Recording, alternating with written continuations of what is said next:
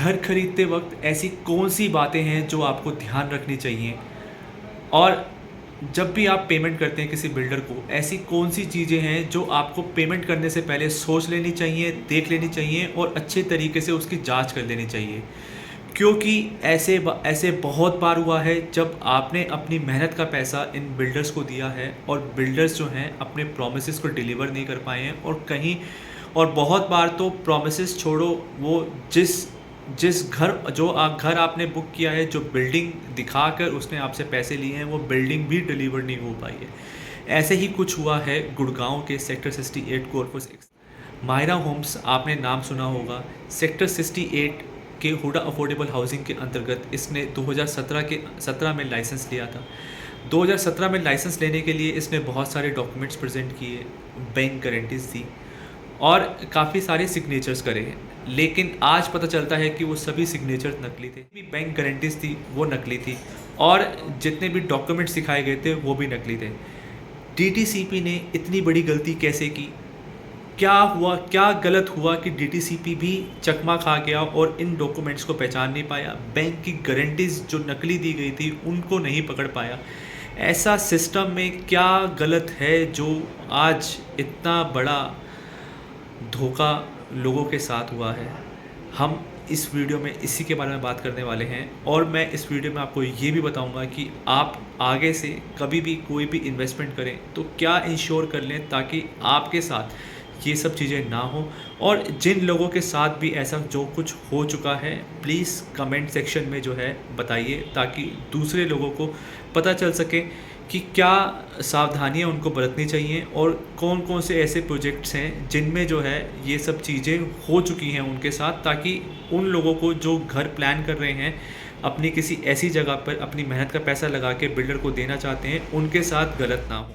Channel subscribe नहीं किया तो अभी सब्सक्राइब कर लें, बिकॉज मैं ऐसी ही वीडियोज़ आपके लिए लाता रहूँगा और इंश्योर करता रहूँगा कि आपको इसका पूरा बेनिफिट मिले, और जो है इस चैनल का पूरा बेनिफिट मिले, और आप कहीं भी कोई भी गलत इन्वेस्टमेंट ना कर बैठे। तो चैनल को ज़रूर सब्सक्राइब कर लें। चलिए चलते हैं, शुरू करते हैं।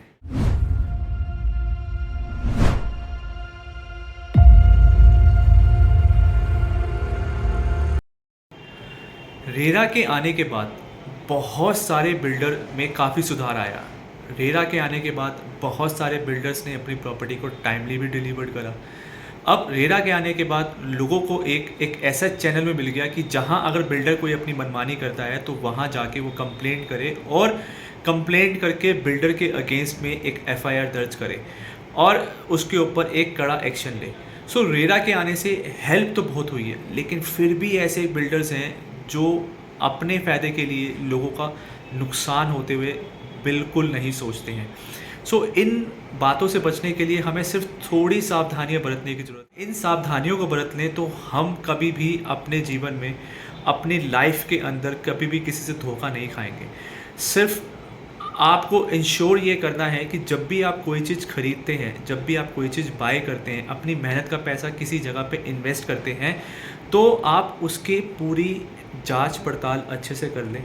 आप एज ए ले मैन, आपको कई बार नहीं पता चलता, जो मैं एक्सेप्ट करता हूँ कि यार आप अपने इंडस्ट्री, अपने बिज़नेस के अंदर प्रो हैं, आप अपने इंडस्ट्री, अपने बिज़नेस के अंदर प्रो हैं, लेकिन रियल स्टेट के बारे में या फिर कौन सा बिल्डर कैसा काम कर रहा है, कौन सी इन्वेस्टमेंट अच्छी है, कौन सी इन्वेस्टमेंट बुरी है, ये आप जान नहीं पाते हैं। तो इसी के लिए जो है कहते हैं आप कंसल्टेंट से जो है वहाँ पर एक एडवाइस ले सकते हैं। आपने कंसल्टेंट के साथ आगे डील करनी है या नहीं करनी, लेकिन कंसल्टेंट से एडवाइस ज़रूर लें ताकि आपको नॉलेज ज़रूर मिले इसके बारे में। आप जो है एक डेफिनेट डिसीज़न पे आ सकें कि आपको यहाँ पर पैसा इन्वेस्ट करना है या नहीं, या यहाँ पर आपको घर लेना चाहिए या नहीं। चलिए सबसे पहले बात करते हैं माहिरा होम सेक्टर 68 में हुए स्कैम के बारे में, और सबसे पहले जान लेते हैं कि क्या होगा उन लोगों का जिन लोगों ने यहाँ पर पैसा इन्वेस्ट किया और अपना घर बुक किया। क्या अब उनको अपना घर मिलेगा या नहीं मिलेगा? मैं यहाँ बता देना चाहता हूँ कि department of town and country planning ने ये डिसीजन लिया है कि जिन लोगों ने भी यहाँ इन्वेस्टमेंट करी है वो अपने इन्वेस्टमेंट प्रूफ जाके इस डिपार्टमेंट में सबमिट करें विद इन 15 डेज। तो 15 दिन के अंदर जाके आपको अपने इन्वेस्टमेंट प्रूफ जाके इस डिपार्टमेंट में सबमिट करने हैं। आप इस डिपार्टमेंट में जाके ये सबमिट करेंगे, आप you basically give them a proof that you are a real allottee. So DTCP जो है इसने खुद जिम्मेदारी ली है कि ये इस प्रोजेक्ट को कंप्लीट करेगा और इस प्रोजेक्ट को कंप्लीट करने के बाद ये आपको प्रोजेक्ट हैंड ओवर करेगा।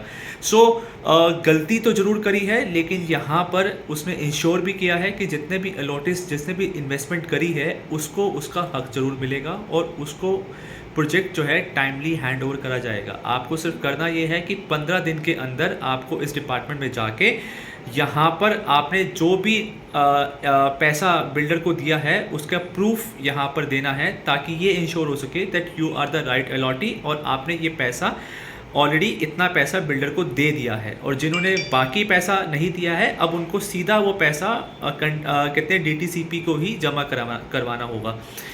यहाँ पर एक चीज़ अच्छी हुई है कि DTCP ने खुद एक जिम्मेदारी ली है, लेकिन ऐसा क्या हुआ कि इतनी बड़ी ऑर्गेनाइजेशन जो पूरे गुड़गांव की प्लानिंग कर रही है वो नहीं समझ पाई कि ये डॉक्यूमेंट्स नकली हैं, वो नहीं समझ पाई कि ये बैंक गारंटीज़ नकली हैं, और आज उसका लाइसेंस कैंसिल करने के बाद ये सब हमें समझ में आ रहा है, ये सब हमें न्यूज़ मिल रही है। ये एक बहुत ही ये सिस्टम में जो इतनी बड़ी ख़राबी है ये बहुत ही बड़ा धक्का लगा है। ये खाली उन लोगों के लिए नहीं है जिन्होंने इन्वेस्टमेंट करी है, ये उन लोगों के लिए भी है जो लोग इन्वेस्टमेंट करना चाहते हैं। Mahira Homes otherwise Dwarka expressway sector 104 में भी बहुत फेमस हुआ था, बहुत लोगों ने वहाँ बुकिंग डाली थी। अगर अब उन लोगों के दिल में कोई क्वेश्चन है तो वो डायरेक्टली जाके DTCP से बात कर सकते हैं। और आई एम श्योर कहते हैं कि ये एक ऐसी ऑर्गेनाइजेशन है जो आपको अटेंड करेगी और आपको इसके लिए पूरा का पूरा जो भी उनसे बन पाएगा वो आपके लिए करेगी। तो घबराने की कोई बात नहीं है। आपने अगर कोई चीज़ बुक करी है तो वो आपको मिलेगी, बिकॉज़ रेरा की जो गाइडलाइंस हैं वो काफ़ी सख्त हैं। इवन सुप्रीम कोर्ट जो है कहते हैं वो भी इसके ऊपर बहुत सख्त है कि अगर आपने कोई भी चीज़ इंश्योर करी है, अगर आपने कोई रिस्पॉन्सिबिलिटी ली है लाइसेंस इशू करते वक्त, तो ये आपकी जिम्मेदारी बनती है कि आप उसमें अगर कोई इरेगुलरिटीज़ आती हैं तो वहाँ पर इन्वेस्टर के इंटरेस्ट के साथ धोखा ना हो। इन्वेस्टर ने जिस आपके ऊपर जो है कहते हैं अगर एक विश्वास करके पैसा लगाया है तो आप उनका विश्वास ना तोड़ें। नेक्स्ट टाइम के लिए जब भी आप कोई इन्वेस्टमेंट करते हैं कोई भी हुडा अफोर्डेबल हाउसिंग के अंदर या कोई प्रीमियम प्रॉपर्टी या कोई लग्जरी प्रॉपर्टी परचेज़ करते हैं तो बहुत सारी ऐसी बातें हैं जिनको आपको इंश्योर कर लेना चाहिए। सबसे पहले आपको इंश्योर करना चाहिए कि बिल्डर कितना रिलायबल है। क्या बिल्डर ने इससे पहले कभी कोई प्रोजेक्ट डिलीवर करा है? क्या बिल्डर को प्रोजेक्ट डिलीवर करने का एक्सपीरियंस है या नहीं है? अगर बिल्डर ने कोई प्रोजेक्ट डिलीवर करा है तो मैं आपसे रिक्वेस्ट करूंगा कि नेक्स्ट टाइम जब भी आप कोई agreement builder buyer agreement sign करते हैं या कोई भी इन्वेस्टमेंट करते हैं तो उससे पहले उस बिल्डर ने जो फ़ेज़ 1 या फ़ेज़ 2 या फिर कोई और दूसरा प्रोजेक्ट कहीं भी डिलीवर करा है आप उसको विज़िट ज़रूर करें। उसकी स्ट्रक्चर क्वालिटी, उसका इंटीरियर, उसका जो उसने उस वक्त के ब्रोशर में जो एमिनिटीज़ लिखी थी क्या वो एमिनिटीज़ मिली हैं या नहीं मिली हैं, ये सब आप ज़रूर इंश्योर कर लें। दूसरी बात आपको जो इंश्योर करनी है वो ये है कि जब भी आप बिल्डर बायर एग्रीमेंट साइन करते हैं तो उसके अंदर लिखी टर्म्स एंड कंडीशंस को पढ़ लें। अगर आपका कोई लीगल लॉयर है तो आप उससे कंसल्ट कर लें, लीगल लॉयर से वो बिल्डर बायर एग्रीमेंट को चेक करवा लें। चेक करवाने के बाद आप अगर उसमें इंश्योर हो जाते हैं कि कोई भी ऐसी कंडीशन जो बिल्डर को लेकर बायस नहीं है तो आप उस बिल्डर बायर एग्रीमेंट को साइन कर सकते हैं। तीसरा, आपको ज़रूर इंश्योर कर लेना चाहिए कि प्रोजेक्ट रेरा सर्टिफाइड है या नहीं है। अगर प्रोजेक्ट रेरा सर्टिफाइड नहीं है तो उसमें बिल्कुल भी इन्वेस्टमेंट ना करें। प्रोजेक्ट अगर रेरा सर्टिफाइड नहीं है तो उसमें आप इवन सोचने की भी ज़रूरत नहीं है आपको, आप उस प्रोजेक्ट को बिल्कुल छोड़ दें और प्रोजेक्ट में किसी भी प्रकार की कोई भी इन्वेस्टमेंट ना करें। बहुत सारे बिल्डर आजकल ये कहते हैं कि रेरा अप्लाइड है और रेरा बहुत जल्दी आ जाएगा और आप जो है बुकिंग अमाउंट का चेक लगा सकते हैं। तो ऐसी गलती ना करें, रेरा आने का वेट करें, पेशेंस रखें। जब रेरा आ जाए, रेरा सर्टिफिकेशंस आपको मिल जाए, तभी आप उस प्रोजेक्ट के अंदर इन्वेस्टमेंट करें। इसके अलावा और भी बहुत सारे सर्टिफिकेशंस हैं जो आप चाहें तो बिल्डर से डिमांड कर सकते हैं, जैसे कि building approval plan, local municipal approvals अगर उसने बिल्डर ने लिए हैं या नहीं लिए हैं, जो भी अदर लाइसेंस हैं आप उनकी कॉपीज़ अगर आप देखना चाहते हैं तो आप बिल्डर से डिमांड कर सकते हैं उसकी। जब आप कोई पैसा किसी प्रोजेक्ट के अंदर इन्वेस्ट करते हैं तो आपको पूरा हक है कि आप उसको इंश्योर करने के लिए, अगर आपको किसी भी टाइटल की, किसी भी डॉक्यूमेंट की, किसी भी लाइसेंस की ज़रूरत है तो आप उसको बिल्डर से डिमांड कर सकते हैं और निश्चित कर सकते हैं कि आप जिस प्रोजेक्ट में अपना पैसा डाल रहे हैं वो प्रोजेक्ट सही है और कहते हैं रेरा के अंतर्गत सभी गाइडलाइंस फॉलो कर रहा है। इसके अलावा मैं आपको एक अपडेट और देना चाहता हूँ। अभी रिसेंटली जो है कहते हैं कोई भी डेवलपर अगर ऑक्यूपेंसी सर्टिफिकेट के बाद कंप्लीशन सर्टिफिकेट के लिए अप्लाई नहीं करता है तो वो उस प्रोजेक्ट को कंप्लीट नहीं माना जाएगा, क्योंकि बहुत बार ऐसा हुआ है कि ऑक्यूपेंसी सर्टिफिकेट लेने के बाद बिल्डर्स ने जो एमिनिटीज़ प्रॉमिस करी थी ब्रोशर्स के अंदर, या फिर जो भी लाइसेंस लेते वक्त उसने एमिनिटीज़ प्रॉमिस करी थी, वो उन एमिनिटीज़ को पूरा नहीं करता है और ऐसे ही RWA के हाथ में सोसाइटी दे के चला जाता है। लेकिन अब ऐसा बिल्कुल नहीं होगा। अब जो है कहते हैं बिल्डर को कंप्लीशन सर्टिफिकेट के लिए अप्लाई करना होगा। कंप्लीशन सर्टिफिकेट से पहले उसका 3 से 4 बार ऑडिट स्ट्रक्चर कहते हैं स्ट्रक्चर क्वालिटी पे ऑडिट होगा। अगर वो स्ट्रक्चर क्वालिटी पे ऑडिट सक्सेसफुल होता है और इसके अलावा जो बिल्डर ने ओसी लेने के बाद जो एमिनिटीज़ रह गई थी उनको कंप्लीट किया है, तभी उसको कंप्लीशन सर्टिफिकेट इशू करा जाएगा। अदरवाइज़ उस प्रोजेक्ट में कंप्लीशन सर्टिफिकेट तब तक नहीं आएगा जब तक बिल्डर अपने सभी किए हुए वादों को पूरा नहीं करता है। तो ये एक बहुत अच्छी पहल है हरियाणा सरकार की जो उन्होंने अभी लागू की है।